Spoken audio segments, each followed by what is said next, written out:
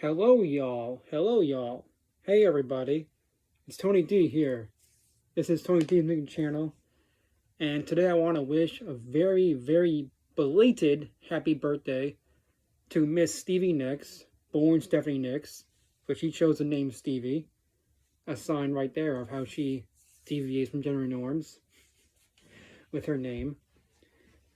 Now, Stevie Nicks, you all know from Fleetwood Mac, and of course her hit songs from her solo career post Fleetwood Mac. And I want to tell you a bit about how she got started in the band Fleetwood Mac. In the early 70s, she was dating Lindsey Buckingham, whose first name is Lindsay. That's quite a departure from gender norms in terms of the name. Anyway, she was working as a waitress while the two of them were writing and recording songs, trying to make it as a duo. And they made this album called Buckingham Nicks. And for some reason, I don't remember why, I think somebody wanted to do this to get publicity. The cover photo of the album was a topless photo of both of them. And I know Stevie Nicks regretted that immediately. However, that album got the attention of Mick Fleetwood, the drummer and the manager of the band Fleetwood Mac. And he wanted to hire Lindsey Buckingham right away to be in his band because Fleetwood Mac was a band that started in '68 or so, and they had a few hits at first with Oh Well and Albatross, but by the mid '70s, they just weren't doing it anymore in terms of hit songs or albums. And so they wanted to go in a more radio friendly direction, which meant the kind of songs that Buckingham and Nicks were writing. But Lindsey Buckingham told Mick Fleetwood that he and his partner, Stevie Nicks, were a package deal. You get one, you get both of them. So he hired both of them to be in the Van Fleetwood Mac, and the first album they made as a band together was the self-titled album Fleetwood Mac in '75. And that album was #1 on the charts, and it had a huge classic hit songs written by Stevie Nicks, Landslide and Rhiannon, both classics by her. Everybody loves and remembers Landslide so well. I think it's a brilliant song that really, I think it foreshadows her breakup from Lindsey Buckingham. Took my love, took it down, took it to a mountain and turned around, and I saw my reflection in the snow-covered hills. I think snow-covered hills is, well, it may or may not be symbolism or a metaphor for cocaine. Although I don't think she was doing coke until years later when she was a workaholic in Fleetwood Mac. But anyway, I think that's one of those songs that's really foretelling of. Well, I mean, she wrote it when she was with Buckingham and was having issues in the relationship, I think.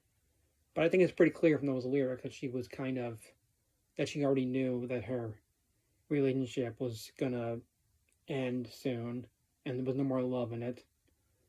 Similar to the way Paul McCartney wrote the song For No One, which was hinting that his relationship with Jane Ashley was going to die. Now, the other huge hit off that album from Stevie Nicks was Rhiannon. This song based on a book that Stevie Nicks read about a woman who was a witch or a sorcerer or something, I think. And it's such, the song is so perfect for her. The way that she sings that and the feeling it gives off. Will you ever win?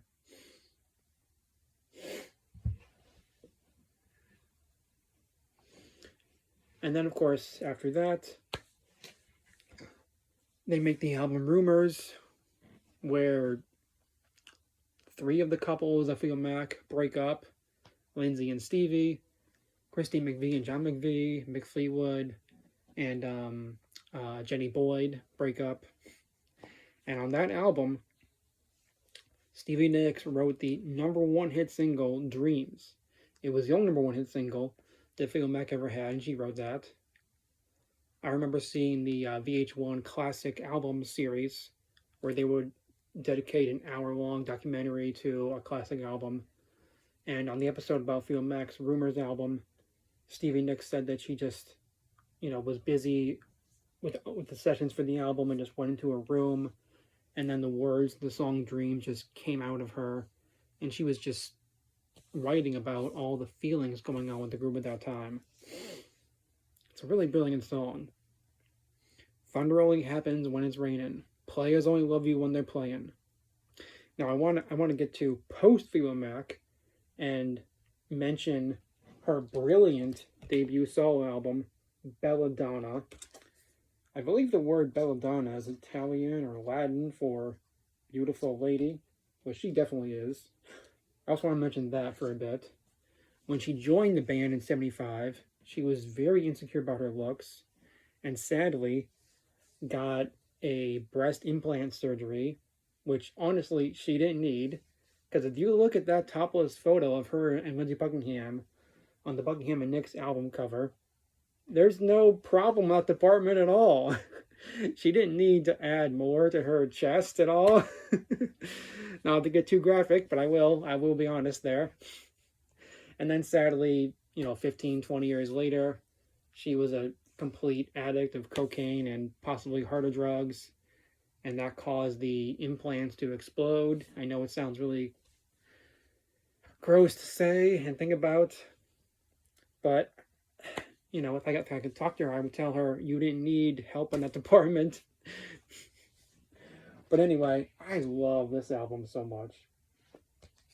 It's really polished so well. It's produced so well. I'm going to do a deeper dive on another video later where I really get into all these tracks because they're so amazing. Tom Petty was on, I think, 2 of these songs, and Mike Campbell from the Heartbreakers. They have the duet between her and Tom Petty, Stop Dragging My Heart Around. And I believe he was also on the song The Highwayman. And of course, she dated Don Henley and Joe Walsh of the Eagles. Now with Don Henley, she got pregnant dating him. I'm not sure how that happens, but it does. And sadly, there was a miscarriage. But of course, the song "Sarah" by Fleetwood Mac, written by her, I believe was about the child that she was pregnant with that she didn't have. And her and Don Henley wrote a gorgeous duet on here called "Leather and Lace." And of course, there's the classic hit single "Edge of 17," which there's a great story there. She thought of that title because she was talking to Tom Petty's wife, Jane, and asked her when her and Tom met, and she said, at the age of 17, but with her thick southern accent, it sounded like she said edge of 17. Yeah, the Kind of Woman song was the B-side to Edge of 17, but honestly, that song deserves better than B-side material. I mean, on this album, that song is so perfect, and it's a really sexy song, honestly. I have read 2 biographies of Stevie Nicks, and a lot of sad stuff in there. She dated Jimmy Iovine, who produced this album, and of course that did not last too long. She dated Joe Walsh, and once said to him, "Don't come around here no more." And that, of course, inspired Tom Petty to co-write the song "Don't Come Around Here No More," which was a huge hit for him in 1985. And, after those relationships and after the addiction issue, where she had to go to Betty Ford Clinic, after all that, she realized that her career and her music is way more important than any relationship with a man, which I think is a great lesson for all the young ladies and grown women out there to learn. And what I love so much about Stevie is just that, she put her work first and she was dedicated to her art. And like I said, realized that dedicating yourself to men is not the most important thing. It's an important lesson for anybody, man or woman. And she is the only woman to be in the Rock and Roll Hall of Fame twice, as a member of a band and as a solo artist. And yeah, I think that's absolutely incredible. And so I want to say happy 78th birthday to Stevie Nicks. I saw her live 3 times, 2008, 2017. It was a birthday gift at Ravinia, and 2022 at Ravinia in the North Shore here in Chicago. And now 2022, it was about 5 years or no 4 years, no 5 years after her great friend Tom Petty had sadly died. So of course she did a tribute to him and performed the song "Free Fallin'" as a tribute to her friend Tom Petty. Now Tom Petty and her were incredible friends, and Tom Petty once said that Stevie Nicks was the only girl that he would have allowed in the band Heartbreakers. And I read a quote somewhere from Tom Petty where Stevie Nicks came to him and asked him to write a song for her, and he told her, "Stevie, you're a songwriter. You can write your own songs. You don't need me for that." Which is just, it's amazing.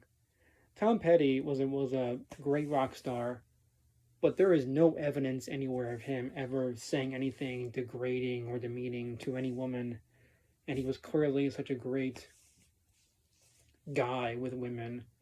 You look at all his songs that are about women. He never says anything degrading about women in any of his songs. Doesn't sing about them as sex objects at all. That's why I admire about him so much. And it's great that he and Stevie became such great friends. Even though I think when he first met her, he thought, oh, she might be some diva or whatever. But they were incredible friends. And so again, I want to say happy 78th birthday, Stevie Nicks. Happy birthday. Thank you for watching.